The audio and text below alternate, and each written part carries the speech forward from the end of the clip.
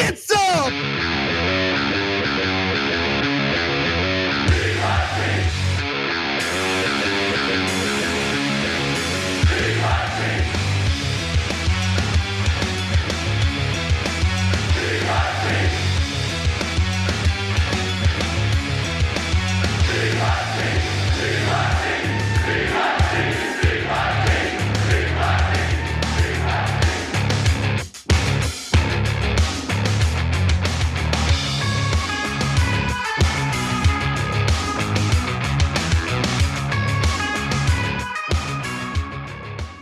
Drop it.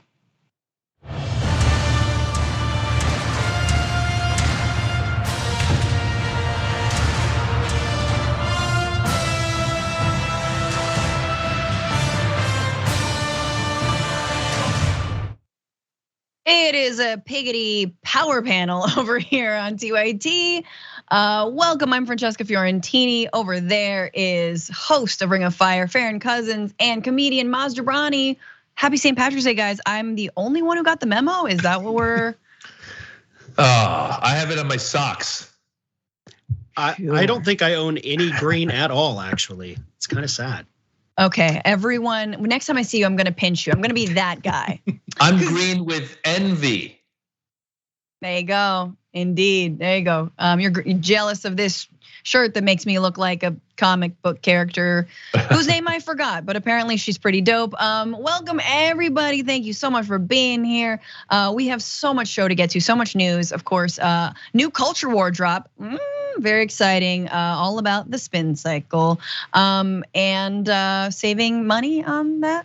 Anyway, France is up in arms, of course, and they are fighting the retirement age, raising of the retirement age. And what else? Trains are derailing. There's so much going on. And then a little bit of a sea change in opinion when it comes to Americans and specifically Democrats' opinions on Israel. So we're gonna get to all that. In the meantime, you know what to do. You're liking, you're sharing, you're letting people know what you're watching on a Friday afternoon. And of course, chime in via super chat. We're gonna read them and through all the breaks. But first, let's just get into this. Overnight, 2 BNSF locomotives hauling 6 empty cars derailed on Anacortes Island along a stretch of rail behind the Swinomish Casino on tribal land. A derailment that drew a response from the Coast Guard, EPA, State Department of Ecology, and Skagit EMS. It also drew a crowd. Well, I'm concerned about the leakage, all the diesel that's being leaked into the ground. Yeah, that's a normal concern when a diesel railroad derails, as happened on Wednesday night. That's a BNSF train in Swinomish Reservation, again, a native reservation, leaking 3,100 gallons of diesel into the soil.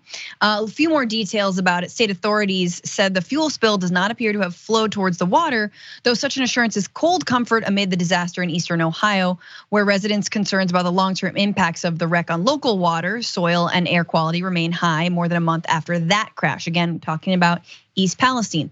So here we have it again. There's another derailment, and just hang on to see what the rail industry is saying and doing. Have they changed their tune? Will it be this spill? For this particular spill in Washington State, there's no official statement on what happened, and no explanation. No injuries were reported, but this was also on the back of yet another derailment that happened in Arizona on the California-Arizona border. It was carrying corn syrup, which I'm sure is fine for the soil. I don't know. Apparently, none of those. There again, no injuries necessarily, no immediate damage. But as a reminder, on average, the United States has 3 derailments a day. So this is not new. This is just par for the course, and apparently a price that they're worth paying. Now, have rail industry leaders changed their tune on what they're gonna do? Not really. In fact, they are doubling down in lobbying. That's right. So while this month senators have introduced a bill to try and combat some of these derailments and the causes of them, it's called the Railway Safety Act. It enhances safety requirements for trains carrying hazardous materials and increases fines for safety violations. And yet, of course, the proposal is facing already some stiff resistance from Republicans. And now we know why. All right, so new disclosures are revealing, and this is from Sludge, new disclosures reveal that Union Pacific's PAC made $15,000 in contributions last month, all to Republicans in the House and Senate, given less than 2 weeks after the Ohio derailment. And then BNSF, again, the trains that derailed most recently, they contributed $2,500 from its PAC. Again, somehow trains have PACs these days, to Republican Representative Sam Graves of Missouri after last month's train derailment in Ohio, according to just released FEC reporting. Graves is the chairman of the House Committee on Transportation and Infrastructure, which is jurisdiction over transit and rail transportation. And this is a fun quote. They got what they paid for. Here's Graves' thoughts. He says, told Fox News that he was in no rush to consider rail safety legislation. However, he wanted to fully understand the facts involved and wait for the National Transportation Safety Board to report on the incident. And in total, over the past 2 decades, I mean, we're truly in monopoly times. Open Secrets and their analysis shows that the rail industry has spent more than $650 million on federal lobbying. And that's just one aspect of this. But Farron, I wanted to kick it to you because it's like they're not even hiding it anymore. It's a lot almost like the gun industry. I mean, we have a shooting and then suddenly, we got to start giving all this money so they don't do anything to rein us in a little bit. And we're seeing the same thing here with the rail industry. And they know exactly which lawmakers they need to target. They know who those key votes are. They know where their home bases are. They got to go after those folks. And that's exactly what they're doing. And this phenomenon, like you said, we're having 3 crashes on average per day. It's not like these crashes just started either. For about 10 years, I was working at or with DeSmog Blog doing environmental writing. We had a writer whose pretty much his main focus was on the rail disasters that were happening at an alarming rate. We called them bomb trains. That writer, by the way, was Justin Makoka. And he would write about these things, every week, several train crashes where you'd have diesel spills, you would have oil spills, you'd have natural gas leaking out. And nobody paid any attention on the national level to the fact that this was happening. So I guess the one bright side now is finally people are starting to pay attention. They're starting to see how disastrous it is. The fact that we've got railways in this country, the actual tracks themselves that are over 60 years old and have not been maintained. We have trains with braking systems from the Civil War still in operation. Yeah, I would say this is something that we have to focus on. And now that the light is being shown on it, we're also starting to see the money flowing. And we'll see as these disasters continue to mount, whether or not these Republicans are willing to look the other way as their campaign coffers get filled. It's a touchy subject right now, so maybe the public pressure can be enough to undo that corporate money. It typically isn't, but we'll see. Yeah, I mean, we saw a little bit of, Marjorie Greene, we've got to have a committee hearing. We need to talk about this. Trump's there, he's selling his Trump water. Maz, what do you make of this? First of all, you said that they gave the guy $2,500 to lobby him. Like, I thought that's like nothing. Like, is that all it takes? Because I'm gonna start having this guy lobby for me. I mean, $2,500. That's some cheap lobbying, but all right, I guess inflation doesn't apply as much to these members of Congress. Secondly, I live in a world where I thought trains were safe, and I guess they're not. And we're seeing 3 times a day, we're getting derailments and accidents. You would think with all the, just like Farron was just saying, you would think with advancement in technology, we would have found a way to have the train remain hooked on so that you might get 1 derailment a year. I mean, what are these guys? Are they speeding up around the corner? What's going on? And by the way, if you're carrying toxic materials, take your time. You don't need to rush toxic materials anywhere. I know that. If I have hot water, I'm not running throughout the house with the hot water. I'm walking slowly to deliver the tea to whoever asked for the tea. Slow it down. So all of that to say, I didn't know this was a problem, but now I do. And now I'm never gonna be comfortable on any train that I travel on. Thank you very much. Yeah, the trains that are left that don't cost an arm and a leg and actually go to any of the cities that you're performing in. Like if you want to get there, at 10 times the time, I mean, look, if there's one takeaway, no. If there's a million takeaways from the pandemic, right, and the supply chain stuff, can we at least get our rails working properly, right? You'd think that it would be an economic investment for the Republicans and the Democrats and the Biden administration to actually invest more, have more people working them, get better tracks, get more tracks. I thought Biden was the train guy. If there's one thing we should be able to do, it is move our own goods and services and products within this country, right? We can't even do that. We can't even do that because corporations got a corporation. They gotta have theirs, and they're not stopping here. And I wanna just turn, because it's not just Republicans, sadly. This week, an independent government board controlled by appointees of the president, Joe Biden, okayed a massive $31 billion railway consolidation, a merger of two of the biggest rail companies, Canadian Pacific and Kansas City Southern. So this is the this board is called the Surface Transportation Board. It approved this merger of Canadian Pacific and Kansas City Southern, the 6th and 7th biggest railroads on the continent. The merger is creating a new railroad stretching from Vancouver to Nova Scotia all the way down to Veracruz, a port on the Gulf of Mexico. It's gonna be the first merger of two Class 1 railroads, which basically means large rail companies, in 2 decades. Now, it's important to know also that 5 of the members on that board were appointed by Joe Biden himself. And so I don't see how you push this forward, especially in the wake of East Palestine, but we got the money. So Canadian Pacific and Kansas City Southern spent $2 million lobbying in support of the merger, including hiring a former senator, Byron Dorgan. Tight, amazing, they're just there for hire. Kirsten Sinema, please retire yourself. And so this is happening all in the wake. Now, it's important to know, like back in the 70s, there were 40 major railroad companies. And now, again, we're saying there's 7, now 6 of this. And this is at a time where like Biden's administration has stopped things like the merger of JetBlue and Spirit Airways, which I think was a win. And yet here you have this. Farron, I'm just like, again, Biden, railroad guy, what's going on?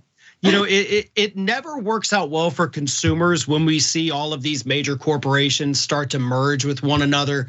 Whether it's Dow DuPont merging, 2 of the biggest chemical polluters in the country. It didn't work very well with the airlines. All it does is take away choice, and now we've got it with the railways as well. And to me, it's a very weird situation because just building off of what Maz said, like how are they just not being more responsible with their cargo? And if I were the company, like here's a good example. If UPS was at the point where 3 times a day a UPS truck just tipped over and spilled all their packages, UPS would freak the heck out and say, okay, we got to figure this out because this is costing us money now. Let's stop flipping the trucks over. Yet so far there hasn't been a single rail company that said, all right, whoa. Why do we keep falling down? That part of our job is to just be straight and go. And we somehow can't do that. We're tipping, we're costing us in the future. It's gonna be, tens of millions, if not hundreds of millions in lawsuits. We're losing cargo, we're losing time, we're losing money. This is hurting us as a company and we're just not gonna fix it.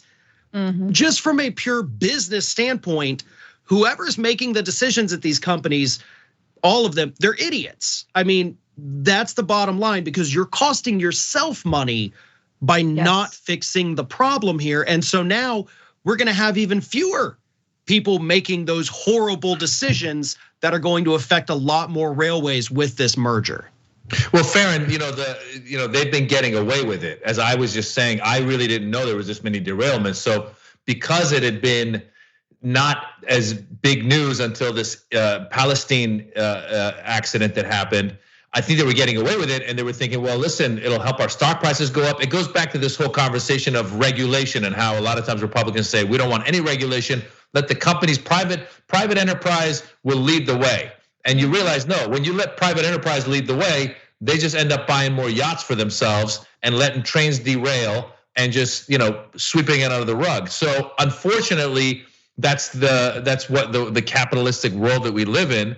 But we need more regulations. And you're right. You would think it kind of goes hand in hand with the conversations we have about modernizing our energy sources and how people go, no, we can't do that. And you go, listen, in the long run, it's good for us, as you were just saying, it's good for business, it's good for everybody.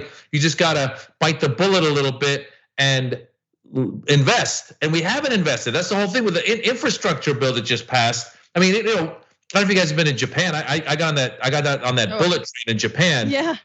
I mean, they got it. I don't know how many derailments they're getting a day, but they seem to have their act together. And here we are, every day 3 trains are going off the track, and yeah, we can.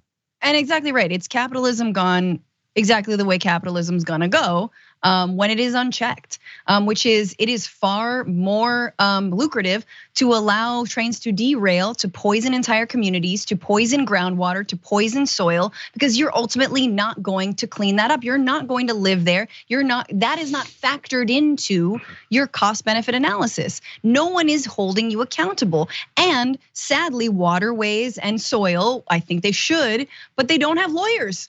They don't have teams of lawyers the way railways have teams of lawyers, and they don't have shareholders except for all of us who survive on those waterways and that soil for, food and sustenance. But these bloodsuckers clearly don't eat what we eat. So that's it. And look, it's very predictable that it's very sad and predictable that Joe Biden would do something like this. And I'm looking at Pete Buttigieg. I'm looking at Secretary of Transportation Buttigieg. To do something. This is not about waiting on corporations to find it within their hearts, because here we are a month after this spill, and what's in their heart? It's just making more money. It's lobbying, it's buying their stock back and making no promises. So stop holding your breath and start actually forcing them to implement these regulations. All right, let's switch gears just a little bit here and get inspired, but also angry. Take a look.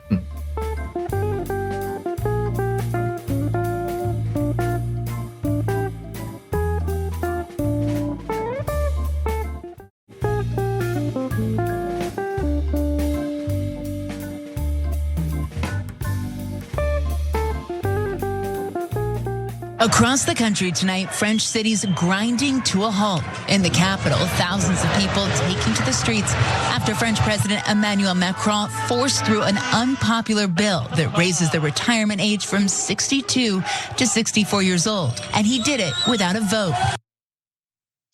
It's hard to watch that from the United States and not imagine what if we took our Social Security and retirement as seriously as the French? So their protests have been raging for many, many weeks now against this proposed retirement to change the age from 64 to 62. And it looks like Emmanuel Macron just decided he's gonna do it. He is sick and tired, and he is just going to pass this without a vote unilaterally. Take a look. Afternoon, France's Prime Minister Elisabeth Borne, an ally of Macron, triggering a constitutional tool that allowed the bill through with no floor vote. On ne peut pas faire de paris sur l'avenir de nos retraites. Cette réforme est nécessaire. The uproar, immediate. Opposition members shutting down Parliament, belting the French national anthem. Macron has long insisted the reforms are essential to ensure the pension system doesn't collapse.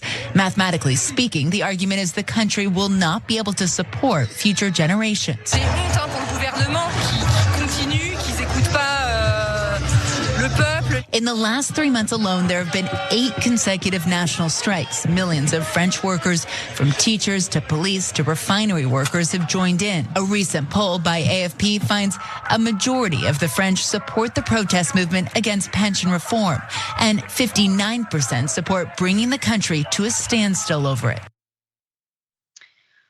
Okay, so there we have it. The prime minister has decided that he's had enough with the protests. Yay democracy, but we gotta move it on and lower the age, or excuse me, raise the age to 64 from 62.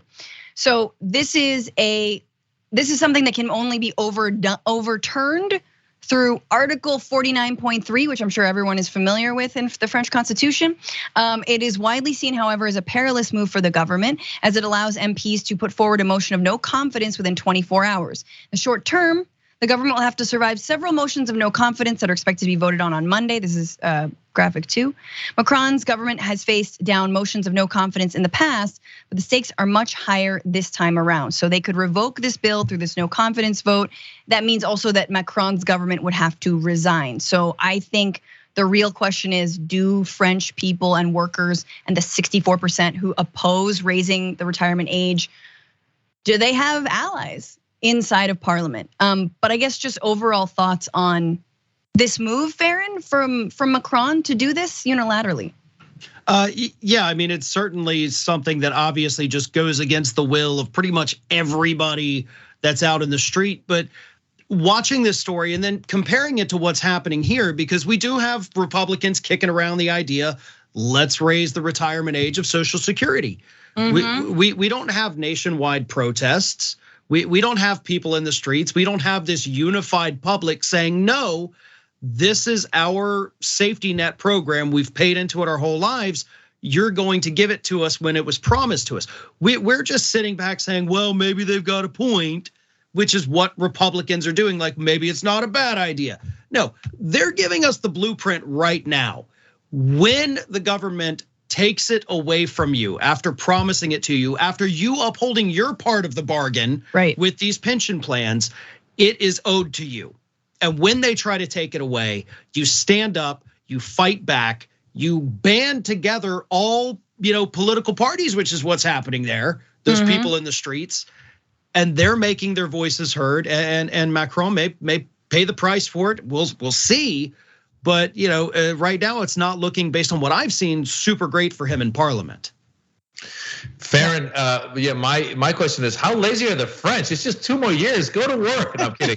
But no, you're absolutely right about how I think the people that get affected by Social Security here, at least on the right, I think they fall for all the shiny objects, right? They say, oh, look, they're grooming our kids, LGBTQ, drag shows, all that stuff. And they basically lull those people into not realizing that they're gonna be taking away their Social Security. Or as Rick Scott had said famously, we wanna try to pass it every few years. And of course, Biden called them out in the State of the Union speech. And I think some people maybe woke up to it, but you're right, we are in no way, I think a lot of times the people that are affected most by the right pushing corporate agenda and taking away any kind of benefits that Americans have coming their way, the people that are affected the most also are the ones who support these people the most. A lot of times you go, how do you not see that these programs are gonna hurt you? And they go, well, there's immigrants coming in, so whatever McCarthy and whoever else says, I'm gonna go with it. So we could learn from the French, and we should realize that our benefits are on the chopping blocks as well. Absolutely, and interestingly, Trump is trying to hit DeSantis specifically and precisely on like his proposals to cut Social Security and Medicare. But I wanted to just early shout out a commenter, which I think is it brings up a really important point. OJam says, I mentioned yesterday, but this is gonna sweep Le Pen into power in the next French election. The left will abstain out of dejection and protest, and the right will win. Then this might kill the EU. That's getting very, very ahead of ourselves. But it's important to remember that Macron won by the skin of his teeth, that Le Pen got a huge percentage of the vote, and that absolutely the right populists, so faux populists as they are, seize upon these moments, use it to then again ram down their xenophobia down people's throats, but then attach it to like, oh, but workers' rights kind of, right? They pretend as if they're in solidarity with retiring folks. And then they come into power, and then you've got Donald Trump, right? That's what you will get on your hands. And neoliberals and centrists consistently miss out on being able to stave fascism off. And here you go once again. And for those who think like, what are we talking about? I just quickly, before we break, have to show the kinds of protests that have been going on. We got oil shipments halted by strikes at several refineries. Workers also cutting France's nuclear output, garbage collectors on strike, flights canceled, trains entirely stopped, dock workers blockading seaports. You've got meatpacking and auto manufacturing workers walking off the job. 60% of teachers walked off the job. So estimates are 3.5 million people have been involved in this protest. So nothing but solidarity and a shout out to the French. And we will see how this all shakes out. But we have to take a break right now, so don't go nowhere.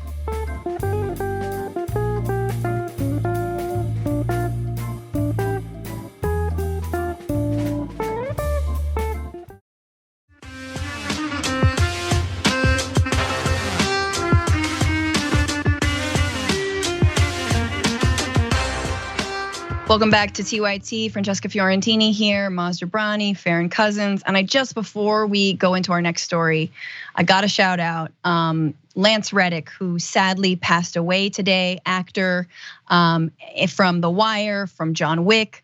He was 60 years old, and yes, that is him wearing a TYT hat because he was absolutely a fan.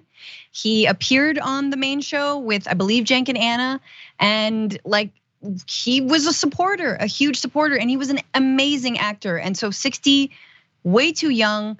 It's unclear how, what the cause of death is, but just, shout out to his family, and you're in our hearts and our thoughts. And it's amazing that someone so talented was part of the TYT army and the family. And yeah, I'm very, very upset and sad that he passed way too soon. So sending lots of love to Lance Reddick, and please send him love as well in the comments and in any way. But with that, let's jump to this. It's time for our officials to condemn anti-Semitism, not just with their words, but with their actions. You can't denounce anti-Semitism, but waver on Israel's right to exist and defend itself. I'm starting an organization called Progressives for Israel, and I'm going to call the question for Democrats. Do you stand with Israel, or do you stand against Israel? Because silence is not an option. Oh, we're not going to be silent, Andrew Cuomo. We're definitely going to talk about this latest move from the former governor to try and pivot into raising money for a state that has been accused by human rights organizations of apartheid in terms of what it has done to the Palestinian people and continues to do, encroaching on their territory. But there's Cuomo claiming to be a progressive, starting the Progressives for Israel PAC, and once again conflating anti-Semitism with any critique of Israel, which is how Democrats consistently try to say that progressives, real progressives like Representative Ilhan Omar, Representative Rashida Tlaib, are in fact anti-Semitic, when all they are doing is calling into question the support that we consistently give to a human rights violator. But anyway, if you thought, gee, Cuomo, Progressives for Israel, what do the American people think? What do Democrats think? Are we on board with this? Are they on board with this? In fact, no. Cuomo, funnily enough, is actually very out of touch with the people. Funny fact, because there's a new Gallup poll that shows that Palestinians actually hold now an 11-point lead in Democrats' sympathies over Israelis, with 49% of respondents sympathizing with Palestine and 38% with Israel. 13% responded neither, both, or no opinion. But this is a huge shift actually from just a year ago. The shift in opinions has caused sympathy towards Palestine to reach its highest point among all respondents at 31%. And a year ago, Democrats favored Israel 40% to 39%. And I think a lot of folks are pointing to younger generations, as Sharon Zhang does here, says the shift is driven by younger generations, with millennials and Gen Z slightly favoring Palestine overall. Now there's a number of reasons why this could be. Let's talk about the violence. Last year, Israeli forces killed the most Palestinians in occupied Jerusalem and the West Bank in decades, and are continuing that violence this year at a rate that could potentially surpass last year's grisly death toll. In January, just this year, Israeli forces carried out a raid against the Jenin refugee camp in the West Bank in which they killed at least 9 Palestinians in what the UN analysts say was the deadliest single Israeli operation since 2005. Since then, Israeli forces have killed dozens more Palestinians, with at least 83 Palestinians killed so far this year. So when you kill a lot of people, civilians, folks are gonna start taking notice, and especially younger generations who, again, have TikTok at their fingers and honestly are doing a pretty damn good job breaking down some pretty complex issues, because it's not actually that complicated when it comes to trampling human rights like this. But I did want to ask Maz, like, do you think, is this surprising to see this turn? What are your thoughts on that? It's not surprising, as you said, they conflate, a lot of times people conflate anti-Semitism with any kind of criticism of what the government of Israel is doing. Clearly there's Israelis, Jewish Israelis, who want to coexist and they want peace with Palestinians and vice versa. And clearly there's members of the Palestinian government that are also committing acts of atrocities and killing innocent people. So that clearly exists. But if you criticize the Israeli government for doing some of the atrocious acts that it does, that doesn't make you anti-Semitic. And what sometimes boggles my mind is when I see conservatives say, if you criticize Israel, that's anti-Semitic. And then you go, what about when those guys were marching in Charlottesville and saying Jews will not replace us? Yep. And they're far-right extremists. You guys are okay with those guys being in your camp, and that's not anti-Semitism? But when you criticize Netanyahu and some of the far-right actions that are being taken and killing innocent Palestinians, that's anti-Semitic? It's mind-boggling. And I think the statistics we're seeing, as you said, are coming out of, once I think you decentralize where any information is coming to the American public, you're gonna see a lot of people go, oh wow, I didn't know it was like this. And you're gonna see those numbers change, and that's what we're seeing. Totally. Yeah, Farron, any thoughts? Yeah, I think that fear of being labeled anti-Semitic has really what's been driving the coverage of what's happening over there for years and years and years and years. But as you pointed out, because we now have, especially the younger generation, they have different means of getting their news. Mm-hmm. They're watching the videos on YouTube, they're watching it on TikTok, they see it on Instagram and Twitter, and suddenly it's without that filter, and they are making up their minds for themselves. They're watching what's happening. They're seeing videos of the people there. So they're not getting this, filtered version to avoid any, appearance of anti-Semitism, and they're able to make these, in my opinion, better judgments about what's happening. And there is a world of difference that Republicans and even a lot of Democrats, apparently like Cuomo, don't want to acknowledge, that you can criticize a government while not criticizing the citizens. Yes. That's not what's happening here. We're not saying that, everyone in Israel is guilty of this, you're all bad people. That's not happening. That is what people do to shut down these arguments so that we can't have these conversations. And they know it works. Yep. And that's why they continue to do it, and they're going to continue to do it. And it's also disgusting that Cuomo has hijacked the word progressives for his little group. That's also, very just gross. Very rich. He spent his time in office cutting deals with Republicans and punching left at progressives time and time again, Working Families Party, and many other grassroots groups. So spare us on the label progressive, which now that Cuomo's using it has no meaning, literally just no meaning. So as well as the words Italian and anti-Italian discrimination, which he loves. It's like, they were just handsy. I'm like, oh my God, stop. But speaking of Israelis, and it's important, as Farron pointed out, they are not adequately represented by this government. In fact, just recently, just in January, over 100,000 Israelis protested the Netanyahu government. 100,000 marched in the streets of Tel Aviv, one of the biggest protests in Israel in many, many years. So that's important to keep in mind here. And I think it's a really good point to say, look, when you see the bombing of the Al-Aqsa Mosque, when you see the IDF, the Israeli army,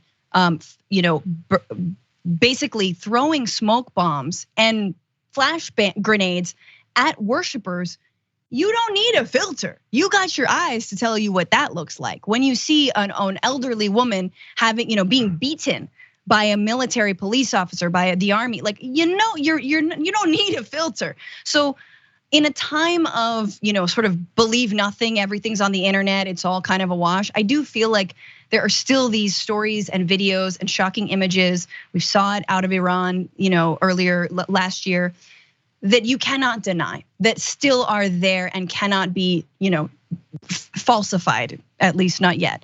And so I think it's really important. And the last thing I just want to say is that we are also on the other side of an election that in the United States, in the midterm election, where the Israeli lobby poured tons of money, like millions and millions and millions of dollars into defeating whom?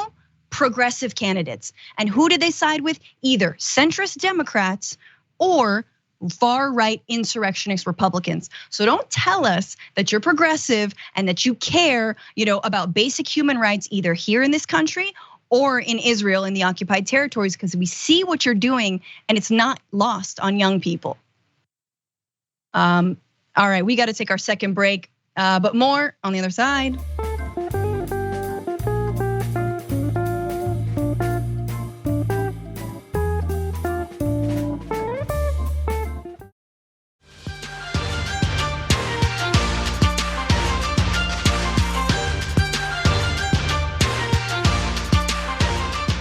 All right, welcome back to CYT. Farron Cousins, Jobrani, Francesca Fiorentini here. New culture war just dropped. Take a look. Here's something that is filthy and stinks to high heaven. Biden's agenda on washing machines. I cannot imagine this. Before long, they're going to have us carrying our clothes back out back and doing an old washing machine. The washboard again, Marsha. What are they talking about? As if any of them did their own laundry.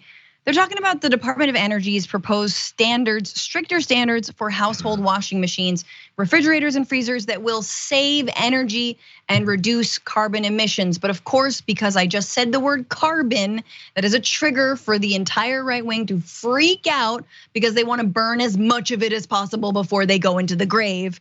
And so continuing with Marsha Blackburn's, again, someone who hasn't washed her own clothing in 30 years, here's what else she had to say about the proposal. To take your washing machine and try to make it to the point that it is going to be less efficient. We have focused on appliance efficiency because why? It uses less electricity.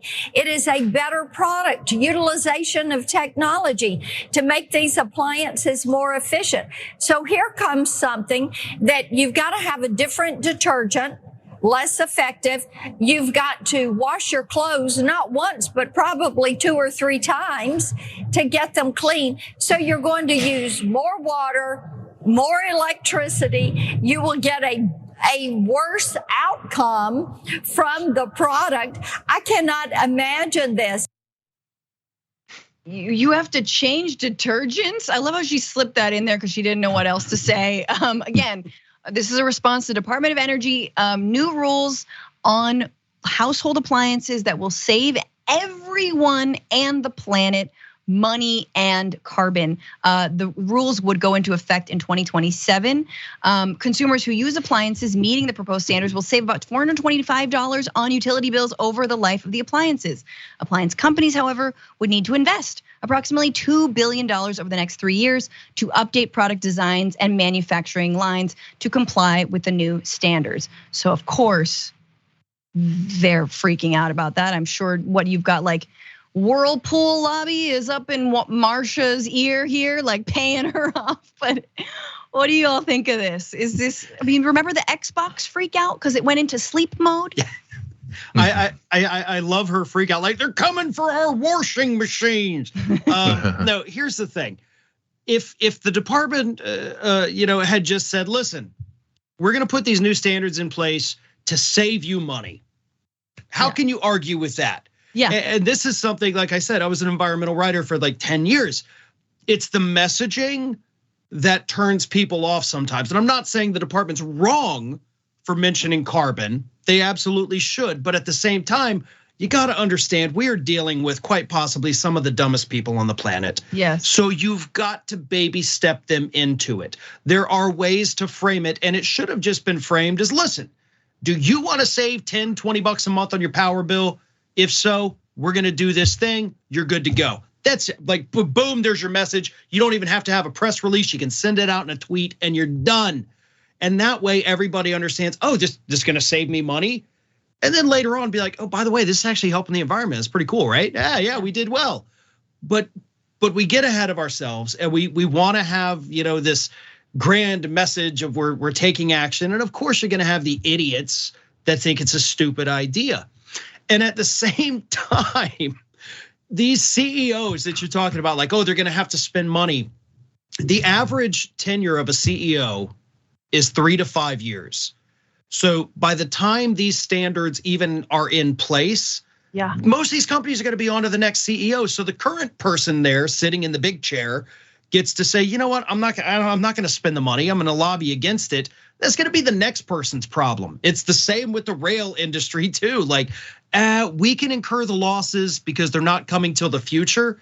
So let the next person deal with it. And that's why we get all of this corporate inaction and corporate pushback, because they got to make as much money as they can and then move on out of there with their golden parachute. Well, Farron, I don't think it's not just this messaging. It's also, when I read the article, it said that Marsha Blackburn and everyone else who's trying to scare people about doing 2 loads of laundry, they're getting their facts from some association that was funded by, I believe, your Whirlpools and Maytags. And so clearly this organization, whatever it is, put out some research and said, these new environmental laws are gonna make you do 2 loads of laundry, and you have to change your laundry detergent.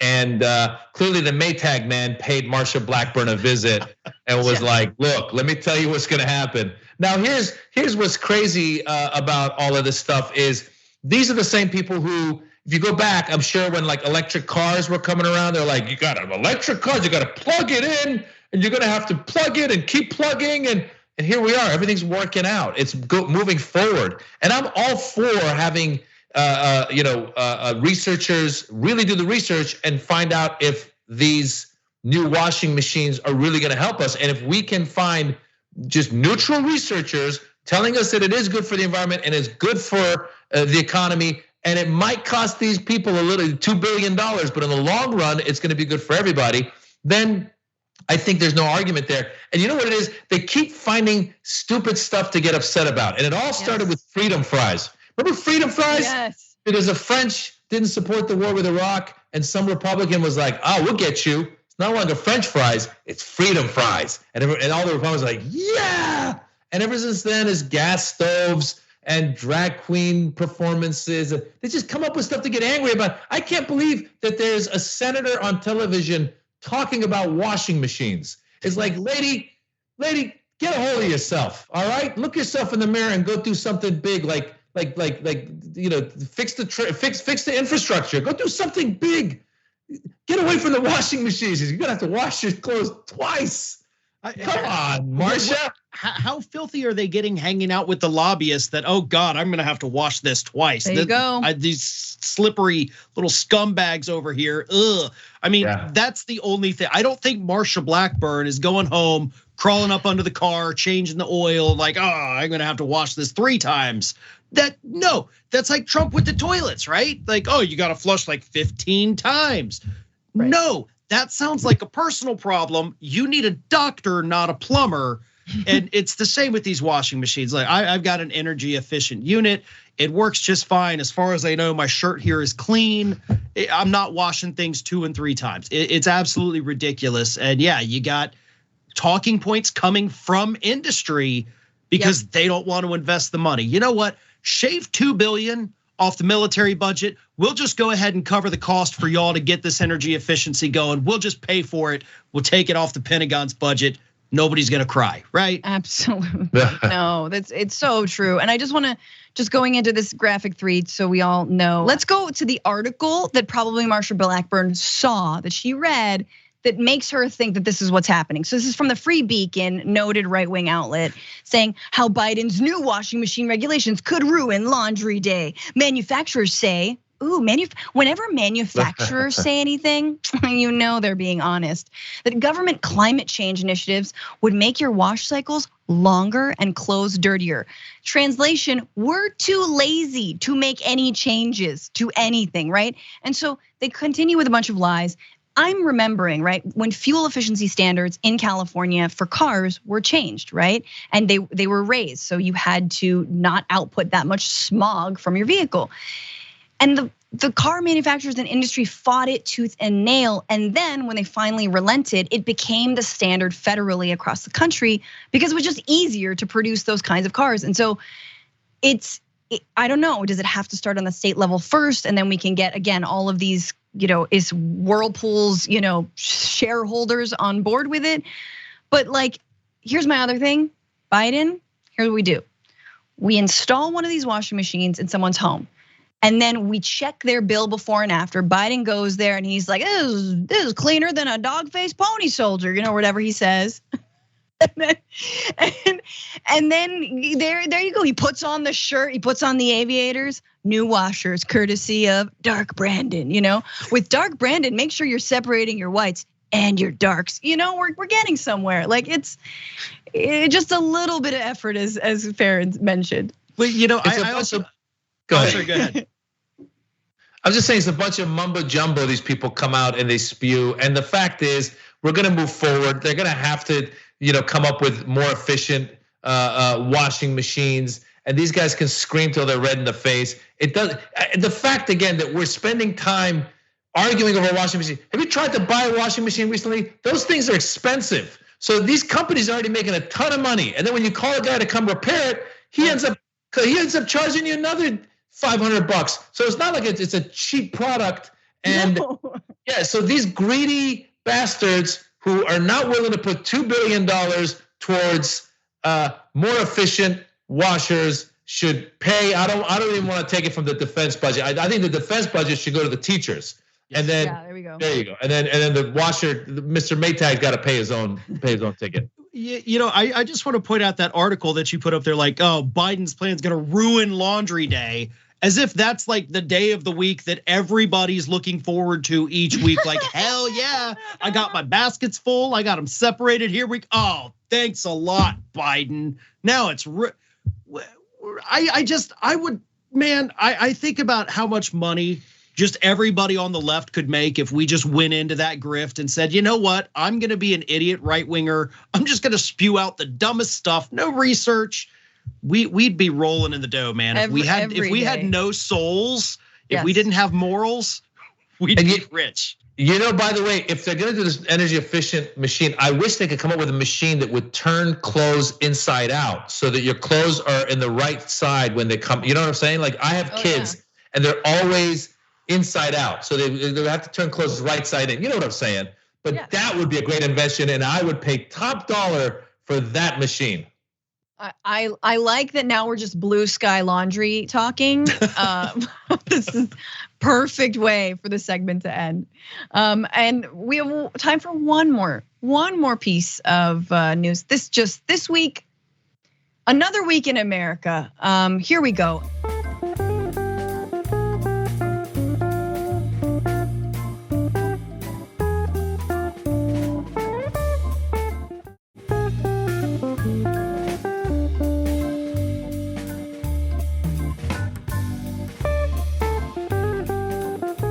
Alabama is piloting something. They're going to stop mass shooters. Yes, we are. Yes, they are. They are going to nip them in the bud, especially if they're mass shooters in schools. How? Stricter gun laws? No. It's not that kind of a day. They are going to invest $60,000 in this structure. Take a look. It is basically a bunker inside of a school. Coleman City's, there we go. It's sort of like a little pod, a little bulletproof pod. This is Coleman City Schools. The superintendent, Kyle Kaloff, said the system can make a difference between life or death in the unimaginable school shooter situation. They were all designed by a local contractor, named Kevin Thomas, who actually works in security solutions. So that's fun, giving himself a job there. After Uvalde, the school shooting, apparently his wife came to him very, very upset and was crying. And instead of saying like, there, darling, we're going to pass comprehensive gun reform so that maniacs and children don't get AR-15s, he said, no, honey, I'm gonna make some money. And then he came up with this, the 8-foot by 8-foot bulletproof shelter for classrooms. Let's watch it in action.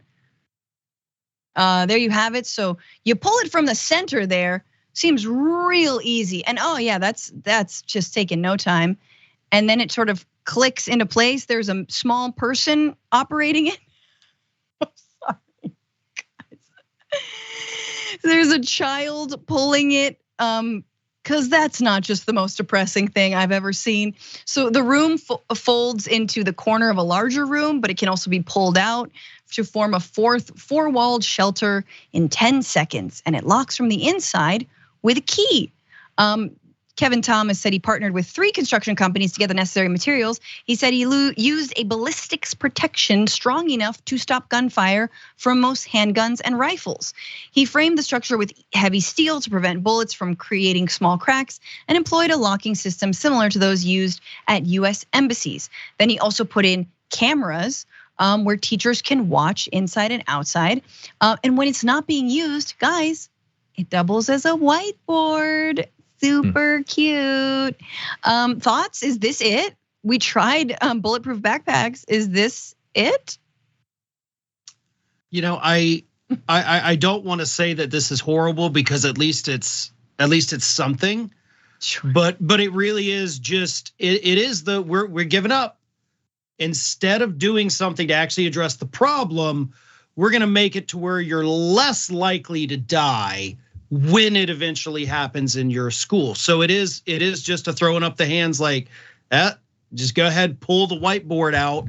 You know, if you can't, you can apparently have a 4-year-old do it, but it's terrifying. You know, as a parent, I've had talks with my kids about what you have to do if somebody comes into your school. My wife is an educator, so that's a constant worry every day. They've had threats at their school, put it like that. And there's been times where I didn't think she was gonna come home that day. And so again, I guess this is better than nothing, but it's still not the relief that we actually need. And in defense of, I read the article, the Kevin Thomas guy actually seemed to say, you know, I don't know what the government's gonna do, meaning like he seemed to say in the article that he was a contractor and he decided to go, this is something I can do. But it's a sad day when, as a country, this is the best we can do, as opposed to actually going after the real problem. And it is sad that there's a generation of young people who have to live in fear and coming up with, you know, traps to jump into and safe rooms and all that stuff. I mean, what a world we're living in, when really we could just turn around and say, let's really look at the problem, which is the guns.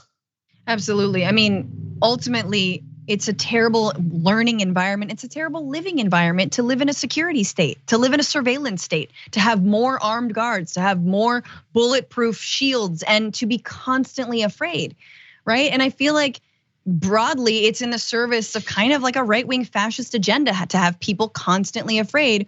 We could be living in a place, and your wife could be working in a place where doors are unlocked, right? You know, teachers used to do that. Now everyone's worried about locking their classroom door. It's kind of one of the most basic things. But so, you know, we could be learning and living in that kind of environment, and we choose not to. And you're totally right, Maz. You know, Kevin Thomas said it's not the solution, but until he says we've got deeper rooted problems. But man, it's not that deep, right? Like guns, how deep are guns? I guess they're deeper than we thought, but still it's pretty simple for passing this kind of legislation. Background checks, hey, get guns out of hands of felons and domestic abusers, easy. Anyway, I guess A for effort there, but that is the end of the first hour here on the Power Panel. Farron Cousins, Maz Jobrani, everybody check out Maz and all of his dates. He tours across the country. And obviously Ring of Fire, Farron Cousins crushes it there every single day. I have the Bitchuation Room podcast. Everybody check that out if you like me and my stuff, and follow me at Franny Fio. Thank you guys so much. Bye. Thank you.